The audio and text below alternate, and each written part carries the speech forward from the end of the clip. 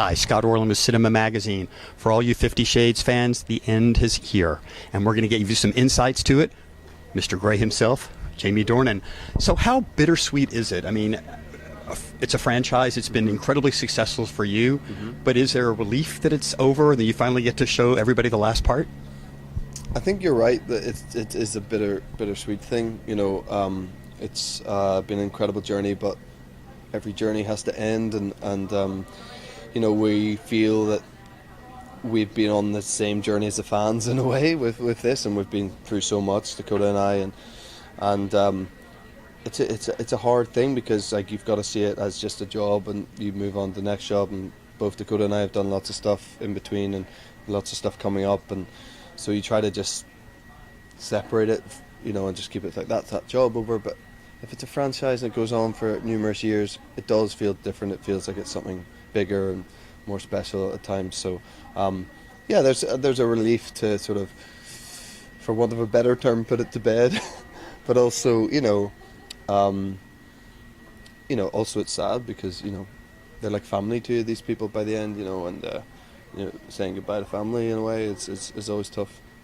You know, for a lot of people, they look at this, there's a titillation factor, obviously the sexual aspect, but at the core of it is really a love story. It's a relationship about two people who come from two different worlds and somehow or another find a commonality. Yes. Do you feel that sadly it gets lost, you know, that type of story and what other people kind of want to dwell on?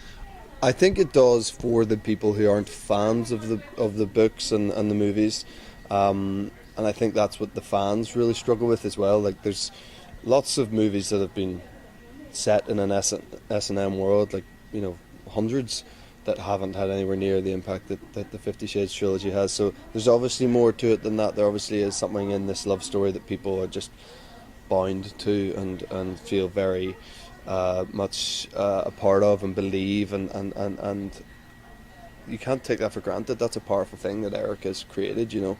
So I think the fans are very well aware that it's much more than that, but it's the people on the outside who haven't really given it enough attention or haven't bothered to sort of read it that see it as the other thing. Yeah. And, you know, last question for you. Obviously, Christian Grey lives in a very privileged world. Please God, one day you'll get to there. But what opulence does he have in his life that you are envious of?